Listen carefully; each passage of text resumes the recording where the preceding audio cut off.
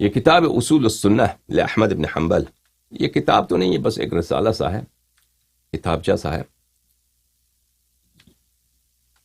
مختصر ہے بہت احمد بن حنبل کا۔ اس کے اگلے صفحے میں ملاحظہ فرمائیے، میں آپ کو دکھاتا ہوں احمد کیا فرماتے ہیں۔ والسمع والطاعة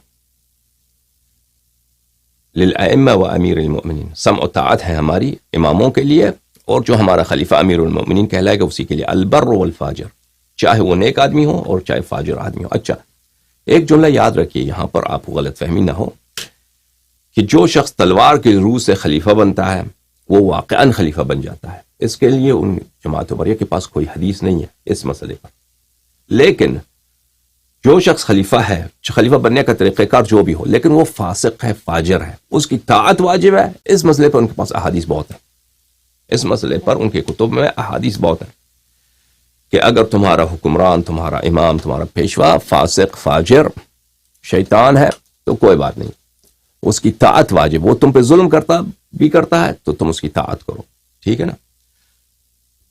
تو اس مسئلے پر ان کے پاس احادیث زیادہ ہیں، تو اس میں آپ کو غلط فہمی نہ ہو کہ میں نے کہا کہ ان کے پاس حدیث نہیں ہے۔ کس مسئلے پہ حدیث نہیں ہے؟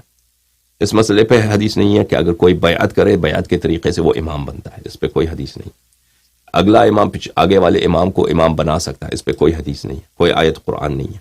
اور تلوار کے زور سے کوئی شخص خلیفہ بن سکتا ہے، اس پہ کوئی حدیث نہیں ہے۔ البتہ یہ حدیث ہے ان کے پاس کہ فاجر، فاسق اگر آپ کا خلیفہ بن جائے تو آپ پہ طاعت اس کی واجب ہے۔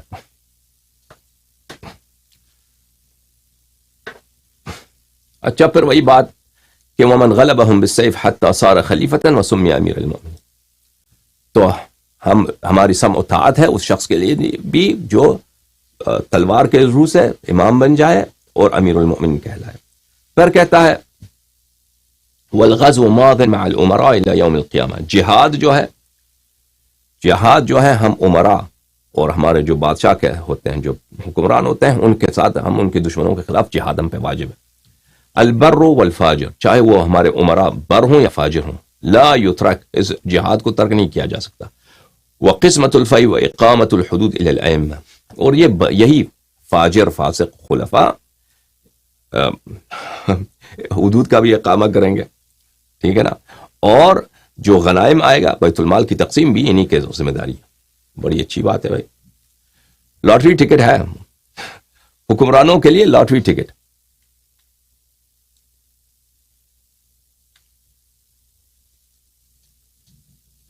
لیس لأحد ان یطعن علیہم ولا ینازعہم، ہاں کسی شخص کو حق نہیں ہے کہ ان کی کوئی مزاحمت کرے اور ان کے ساتھ نزاع کرے، کس مسئلے پر؟ غنائم کے تقسیم پر اور حدود کے اجراء پر۔ ودفع الصدقات الیہم جائزۃ ونافذۃ من دفع الیہم اجزاء عنہ، اور زکوٰۃ کن کو دیا جائے گا؟ زکوٰۃ بھی خلفاء ہی کو دیں گے، اور جو شخص خلفاء کو زکوٰۃ دیتا ہے چاہے وہ خلیفہ فاجر ہی کیوں نہ ہو، وہ مجزی ہے، اللہ کے نزدیک قبول ہے۔ برن کان او فاجرن، بار بار کہتا ہے چاہے خلیفہ بر ہو، نیک آدمی ہو، یا فاجر ہو، تاکہ آپ کو غلط فہمی نہ ہو کہ خلیفہ جو ہے یہ صرف نیک خلیفہ کے لیے۔ اچھا وہاں پہ لوگ ایک شرط لگاتے ہیں بعض ان کے بعض کتب میں کہ خلیفہ کی طاعت اس وقت تک واجب ہے کہ وہ طاعت پہ امر کرے، معصیت پہ امر نہ کرے، اگر معصیت کا حکم دے تو ہم طاعت نہیں کریں گے۔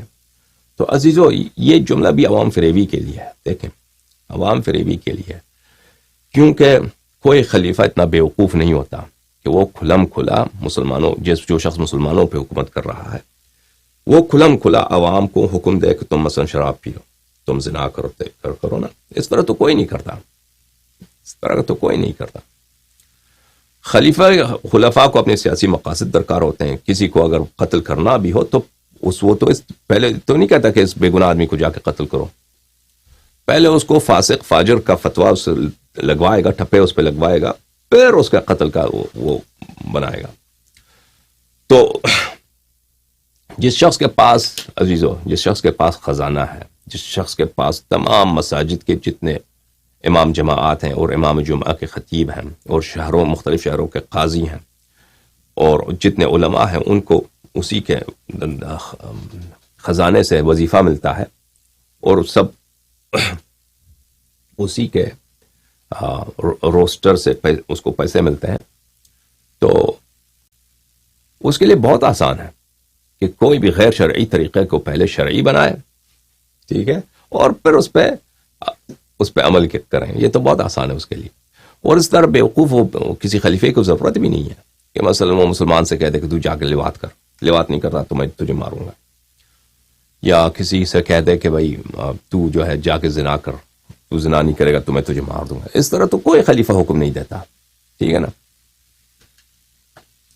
کیونکہ یہی شرط دکھاتے ہیں کہ اگر اس نے گناہ کی حکم دی تو اس کی اطاعت واجب نہیں ہے. بھائی وہ کلم کلیہ گناہ کا وہ کبھی حکم نہیں دیتا ہے، ان کی سیاست کی نفع میں بھی نہیں ہے. لیکن اگر کوئی چیز واقعاً حرام ہے اور ان کی سیاست کی مصلحت یہی ہے کہ اس حرام چیز کا ارتکاب ہو جائے، تو ان کے پاس اس حرام کو حلال بنانے کا طریقہ کار بہت ہوتا ہے حکمرانوں کے نزدیک. سمجھ میں آ رہی نا؟ فتویٰ دلانا، حدیث نقل کرانا ان کے لیے بہت آسان ہوتا ہے. پھر کہتا ہے اسی فاجر کے پیچھے صلاۃ الجمعہ پڑھیں گے.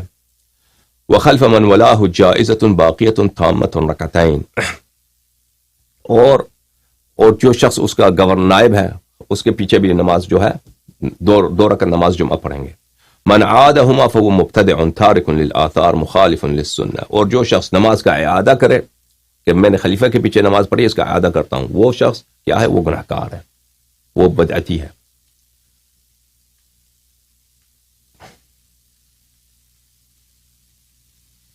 پھر کہتا ہے من خرج على امام من ائمة المسلمين وقد كان الناس اجتمعوا عليه واقروا له بالخلافه باي وجه كان بالرضا او بالغلبه فقد شق هذا الخارج عسى المسلمين وخالف الاثار عن رسول الله صلى الله عليه واله فان مات الخارج عليه مات ميتا جاهليا. جو بھی شخص خلیفہ بن جاتا ہے، وہ چاہے نیک آدمی ہو چاہے فاجر آدمی ہو، چاہے لوگوں کے رضا سے خلیفہ بنا ہو چاہے کہ غلبہ تلوار کے زور سے خلیفہ بنا ہو، تو اس کی مخالفت کرنا جائز نہیں ہے. جو بھی شخص اس کے خلاف بغاوت کرے گا تو اس نے حرام کا ارتکاب کیا ہے، اور اگر وہ مر جائے تو جاہلیت کی موت پہ مرتا ہے.